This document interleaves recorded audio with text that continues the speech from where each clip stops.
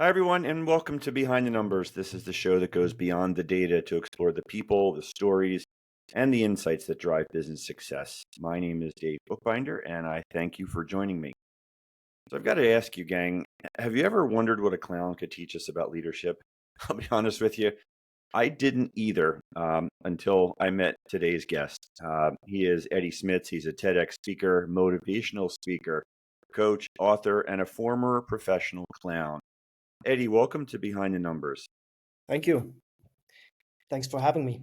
It's a pleasure. I think I covered, we'll call the high points about you, but I want you to tell the audience a little bit more about who you are and what you're doing.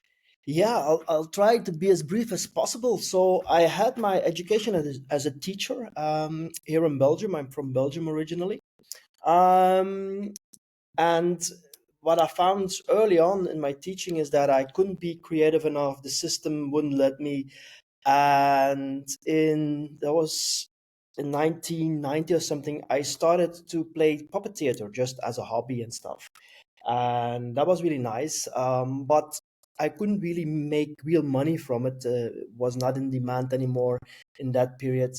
And that period here in Belgium was like there was a TV show that was hosted by a clown, and it had a gigantic success. And that triggered me. The figure of a clown triggered me, so I started to get into that, read books, um, get as much as information as I could. Remember, it was pre-internet, so I had to go to the library, had to rent videos and stuff. And more, I learned about clowning, and I got really into it. And at some point, I was asked, "Hey, would you like to perform for sick children in hospitals?" And I immediately said yes, because yeah, it was a good cause. It was voluntary. That was one. But also I thought, hey, this is a nice challenge for me as a clown. And that was such a revelation, not only in the work, but also in my clowning, because that meant there were things that just didn't work for sick children that were absolutely for normal children when you did birthday parties or when you were on stage. So I had to really not only reinvent myself, but also reinvent this clown. And through this whole process, and also with working with sick children and later palliative children, I learned so much about life, about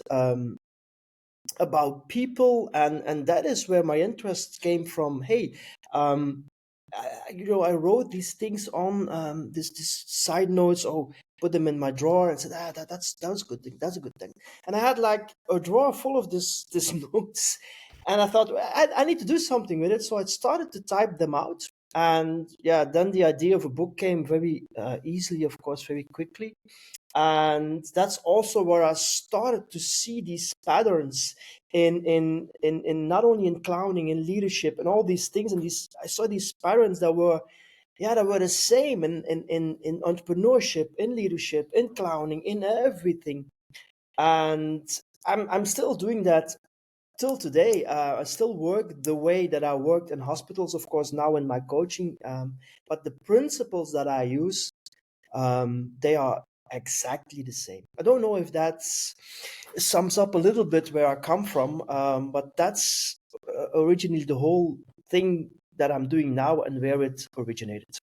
Yeah, it's fascinating that, first of all, in doing the good work of what you're doing in entertaining and distracting the sick children, which is phenomenal in its own right, connecting those dots and bringing them into the world of leadership. And I'd like to get your perspective on some of those lessons that you did learn along the Yeah. way, and what were some of the ahas as you were doing the clowning that made you think, yeah, this management can learn from these experiences. Yeah. Um, there are a lot of other things. After my period in the hospital, I also trained a lot of hospital clowns. And the number one rule I always had for them is it's not about you. Let me explain that a little bit. You know, when you do birthday parties and when you are on stage, you are the center of attention. You are the artist, right? You come into people's home or on stage, and everybody's looking at you, they're applauding, etc. Now, when you come in a hospital room, it's really the opposite. You have to follow the child. The child is sick. probably scared. When you come in, you don't get applause. On the contrary, they are scared, etc., etc. And that was funny to me because the whole situation was vice versa. And that's what I see also a lot in leadership, in people that are leading people, is they pull all the attention towards themselves instead of giving the attention to the people they work with. So there's one of the main things that I see in common that leadership and clowning have. Another big thing where I'm at is honesty. And in clowning or with children, it's being honest to children to get somewhere, right? In the beginning, when you do palliative work, you try to avoid the elephant in the room, right? A child has cancer, his hair is all out, they are bald. You try to avoid it. But the sooner you address these things, just honest and straightforward, the sooner you get connection and the sooner it will turn into something, right? Exactly the same in leadership. We have to be honest, but it's not to others. It's the first place to ourselves, right? What are we doing wrong? Where can we make things better? And what are my flaws and strengths? And the moment you're honest to yourself, you can do something about it. And that's the third thing, is doing something about it. The key word is doing. And also in hospitals, we were like, we started out with two in the beginning, and at the end we were 10 clowns, and we were giving each other feedback and stuff. And yeah, that was living off ideas. But until you did things, you really didn't know, because again, sick children were so unpredictable and there were no rules. We were improvising the whole time. So you had to really do things and throw yourself into the deep every time, every room you went in. And again, here in leadership, in entrepreneurship, the key word is always do things, experience things. It's not because company X does things and it works, right? That it will work for your company. If that was the truth, then everybody had an Apple factory, or everybody sold Teslas, right? If you just had to copy the good companies, then it would be very easy. So I think these are the three main things that I learned out of clowning that you can just use as a metaphor for leadership. Yeah, good stuff there. And I want to go a little bit deeper into a couple of them. Let's start with It's Not About You. I think that's actually the title of a book that Bob Berg wrote. I know Could that's be. one of the themes in The Go-Giver and his selling mantras. And I've taught this to young professionals and teaching them how to do networking, Yeah. reminding them that it's not about you. It's about the person in front of you, and be curious and try and be helpful Yep. and lead with good intentions and try to give and things like that. Yep. What are some of the tips that you might share with folks listening today in how they may be able to put in context and into practice the "it's not about you" philosophy? Yeah. Suppose I've always been a solopreneur, entrepreneur, right? And solopreneurship is like the last years. It's really went up through the internet, of course. You have to find something that is good for your audience or good for your clients. Your clients are the main reason. When I did children's theater, it was for the children. I didn't perform for myself. I did it for the children. So if you are in a company, whatever you make or whatever you do, whatever your business is, I think your focus always has to be on your clients, the needs of your clients. That doesn't mean that you have to let the clients tread over you. That's another discussion.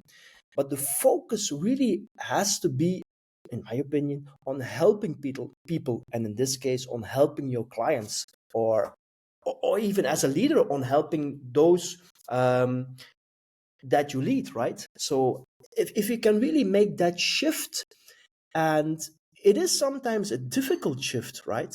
And it's sometimes a painful shift. If I refer back to the clown work in early days, right? When we came into a room, or when I came into a room, I knew nothing about clowning in hospitals. It was the first time in Belgium that something like that happened.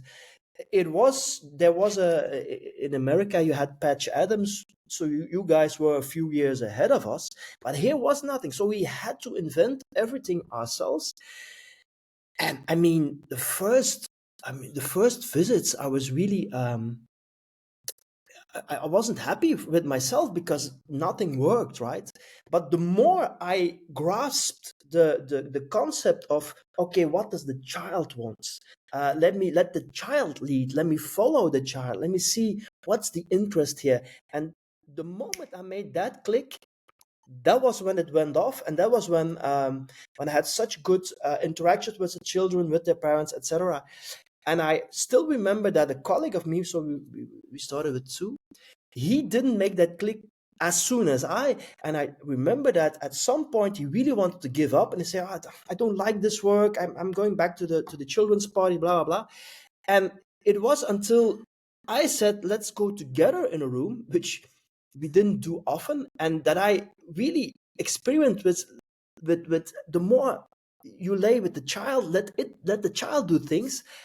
The more he opened up, and the more he said, "Yeah, yeah, okay, that's what I'm wanted to try."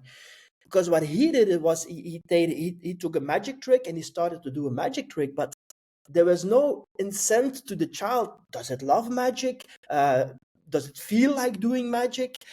Etc. Etc.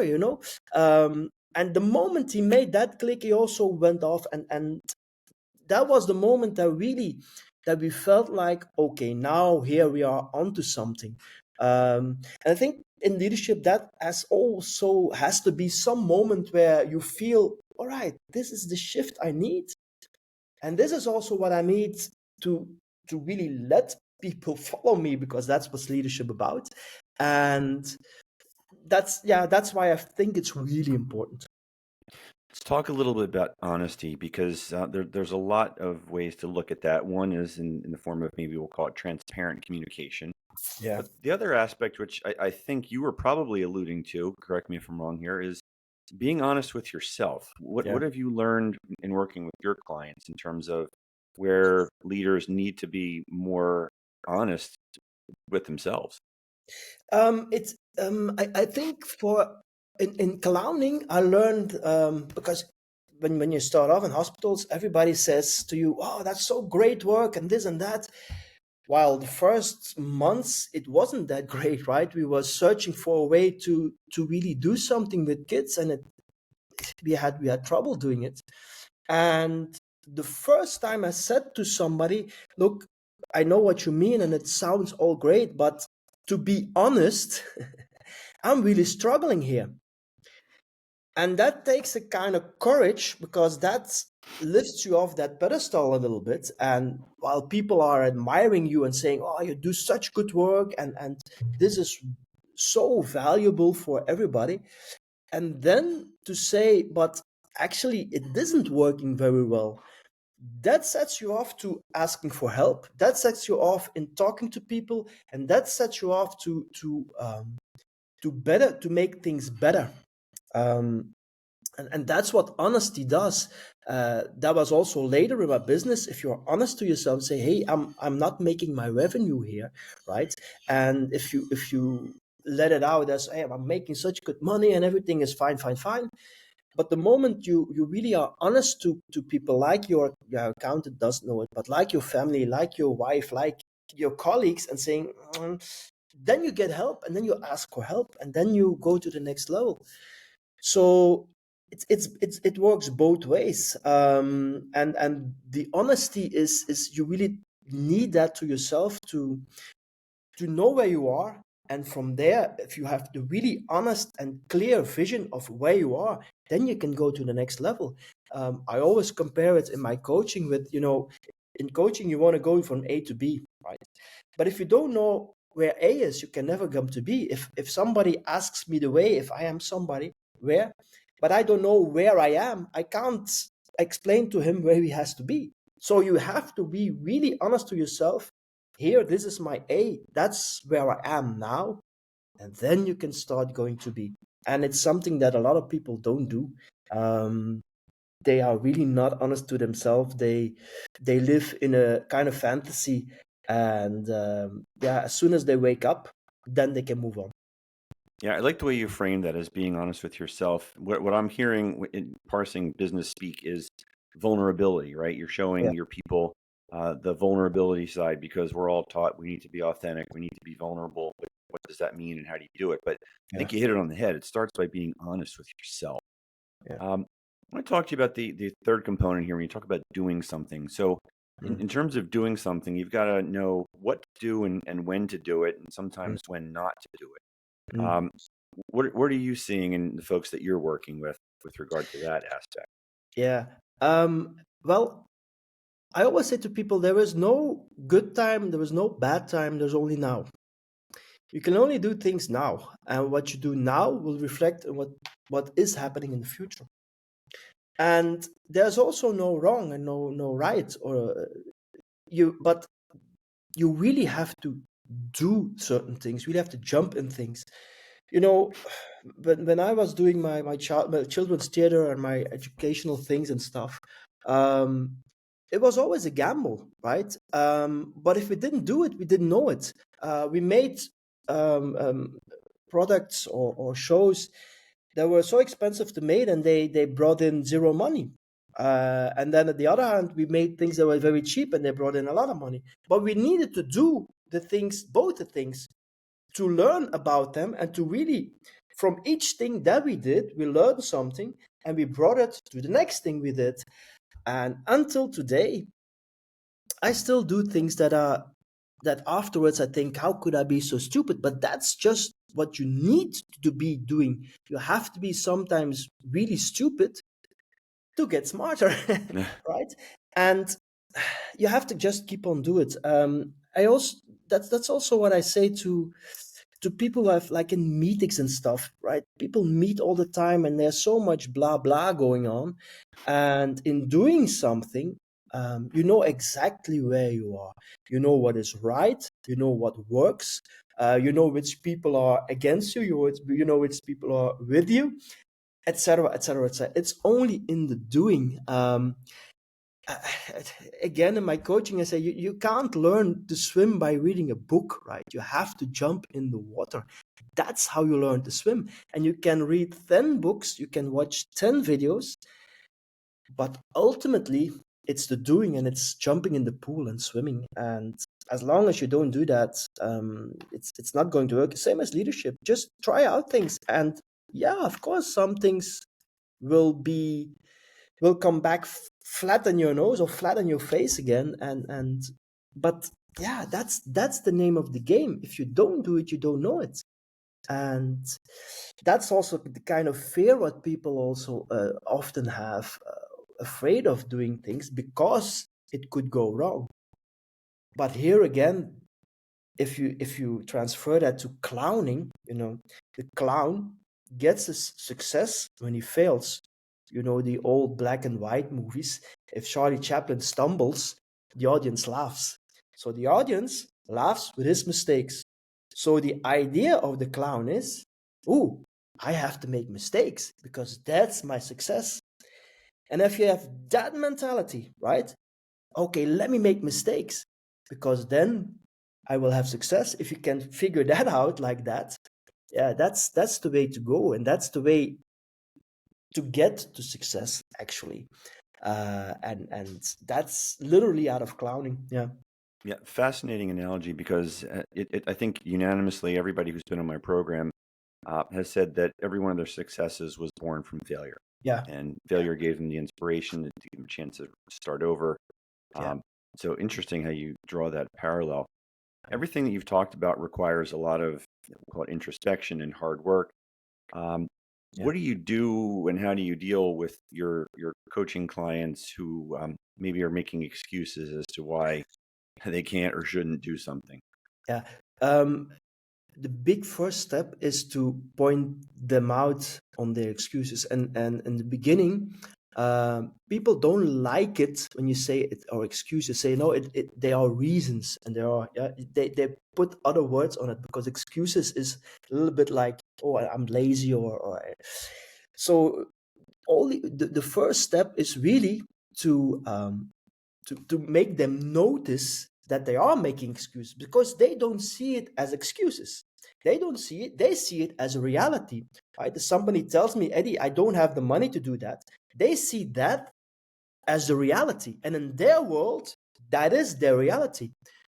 But the thing is, it's in their world, and by seeing only their world, they don't see the other possibilities.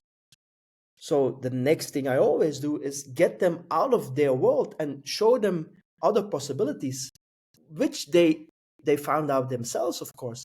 But they have to drop this thing of excuses and don't call it a reason anymore. And the thing that I do with them, there's a little exercise, is okay, suppose you could do anything in the world, there are no restrictions, no rules, what would you do? And mostly they will tell flat out what they will do. And then we go back, okay, well, so what's stopping you from doing? And then the excuses come. And then they mostly see, oh yeah, that's something I say for not doing it or for not wanting it or whatever, right? And there is always a solution. But the moment you find an excuse for something, that will stop you from finding a solution. Yeah. Yeah, in your head, if you're in a maze, and if in your head you say, "Oh, there's no way out of here," yeah, you stop looking for a way out. You set yourself down, and the game is over. But as long as you think, "Whoa, there has to be a way out here somewhere," right? Yeah, and I'm tired, and it's dark, and all these things come up. But as long as you see, or as long as you believe in that there's a way out, you keep on walking, you keep on trying, and you keep on going. And that's what's, for me, the big thing that people stops is these excuses, that they don't realize they use themselves. Yeah, and pushing through those excuses, and because you can find those reasons that you just alluded to here, um, makes good sense. But where does fear fit into the equation? Whether it's fear of failure, fear of rejection, fear of public speaking, fear. There's a lot of noise that we have between our ears, and a Yeah, lot of yeah. it's fear based. um How do you recommend pushing through those matters? yeah. So it's a scientific fact that we only have two fears: is afraid of noise. We are the fear of noise and the fear of falling. These are the two only real fears that we have as a human being. All the other fears we have picked up somewhere along our education, our parents, our siblings, at school. So every fear we have of something, we picked up somewhere, or we heard somebody saying. If your mother is afraid of mice, right, then chances are very big that you are afraid of mice, right? If you see, if you are with friends and you are in the pool and they don't dive in water, chances are really big that you won't dive in water. So you have picked it up somewhere. So that's one. So the most fears are not real; they are in your head. But that doesn't mean that they are not real for you or for the persons that have the fear. Of course, that's a totally other thing. The the sad thing about that is when people are afraid of something, they don't do things, right? When you are afraid of I don't know, you're afraid of losing money, right? You won't invest money in something which is often needed to get somewhere. The way I work with people that have some fear is start really small, right? And try, okay, what is a little fear, and conquer yourself at somebody. If you're afraid of spending money, okay, let's see what we can do. Can you spend $100? No, okay, can you spend $50 maybe, right? So this is now about money, but that's with every fear you have. Try to reduce it to, okay, how far would you go, right? How far would you go? And we're going to do that, right? If you will, are you willing to spend $50? Okay, let's spend it. Let's see what happens. And that's what I do with fears. But everybody has them. I have them, you have them, everybody has them. But it's mainly between our ears. And the moment we can work with those fears, sometimes you also need the fears, right? sometimes we can reframe the fears in, okay, if you are afraid of public speaking, maybe it's not a fear, maybe you are nervous, or maybe it's the feeling that you want to do really well, maybe it's the fear that you don't want to do bad, you want to fail, or you don't want to make mistakes, etc., etc. So if you reframe this fear, especially like in public speaking, that's mostly just reframing the things. Maybe it's because you're nervous that you're afraid, but that's a good thing because you don't want to make mistakes. But that's all normal, right? So if you're gonna see this fear in another daylight, mostly the fear is gone or less, and we have to do something to break that fear. Maybe let's just start not with going to on stage with 100 or 200 people. Maybe we can do a Zoom talk first with 10 people, see how that goes. Maybe we can do like just for 10 people, see how that goes. Maybe you can do it for your family first to rehearse, see how that goes. So you know what I mean. So take a step back. How far are you willing to go, and make that a success, and from there on go further. um for me, also another thing what is really important, if you feel a lot of resistance for something, right, there has to be a reason. And that's also what I learned in clowning. At some point also you have to say, okay, that's, I feel now that this fear is so deep or is so in this person or in his head, let's leave it that way. In that case, we are saying, okay, you're afraid of public speaking.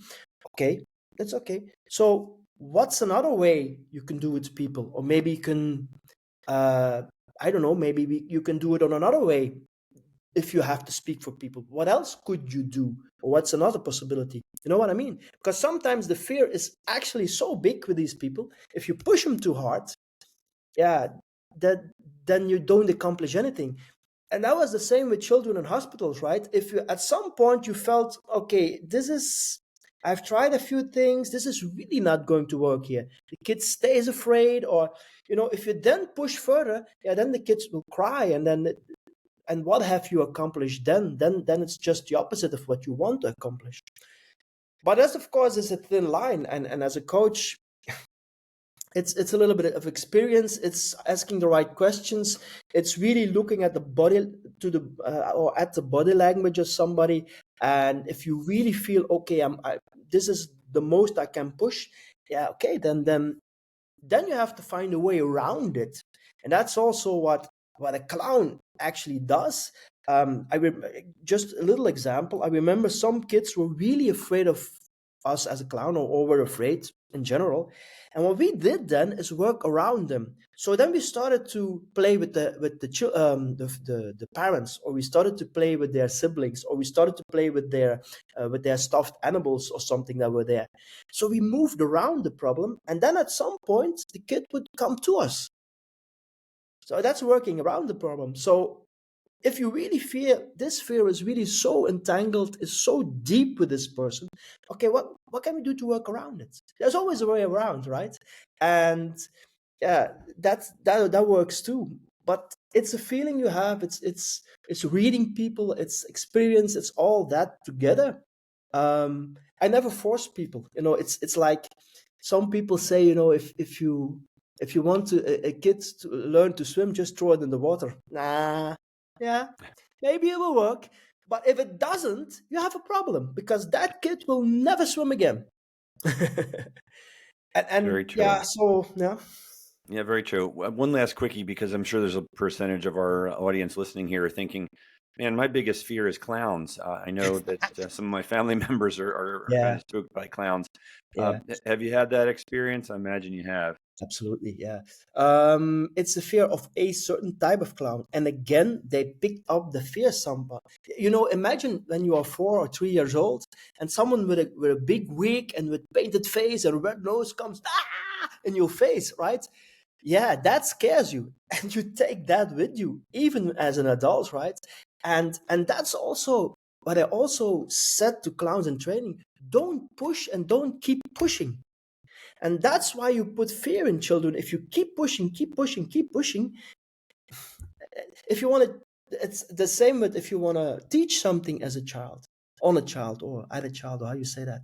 If you keep pushing, at some point they will get an aversion of it and they won't learn anymore, right? Leave them be, let them in their own world, and at some point they will come. And yeah, there are a lot of kids that are afraid of clowns. There's a lot has to do with the grime, with the face painting and the wig and stuff, so they don't see the real face. A lot has to do with that. That's also why we in hospitals, we just have a little red nose or even just a little paint on the nose. That's all, to avoid that. So that's where a lot of these things come from. And then yeah, it's finding again a way. So if you see a child, even an adult that's afraid of clowns, find a way that will work, and don't push yourself onto them, right? Don't be the, again here, it's not about you. You don't need to be the hero. You don't need to be the center of attention. Don't work around it. Leave them, and at some point they will come to you. I saw so many children that were afraid, and then you were playing with their parents or their siblings, and at some point in the corner of your eye, you see them laughing, right? And then you gotta have the discipline not to go to the child. Then that's the victory there, right? Most clowns then make the mistake. Oh, now it's laughing. Now we are going. No, no, no, no, no. You made your victory there. You have won that battle, right? So then leave it like that before for the next clown, because he will have it a little bit easier than you, right? Because Yeah. now the fear is less. They laughed already, and now the next one can finish the job. Let me call it like that. Lots of really good lessons here. I totally enjoyed this conversation. Before we go, Eddie, make sure you tell the audience how they can find you to learn more about you.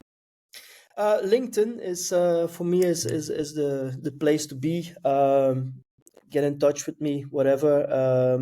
If you type my name in LinkedIn, you'll certainly find me, and yeah, take it from there. Sounds good. Thanks so much for joining us today on Behind the Numbers. Thank you, Dave. My pleasure. And thank you out there for tuning into Behind the Numbers. If you enjoyed the episode, please do take a moment, leave us a review on Spotify or Apple. That stuff really does move the needle, and we really do appreciate it. Until next time, I am Dave Bookbinder, reminding you that the numbers tell the story, but the people bring it to life. Take care, everybody. We'll see you next time.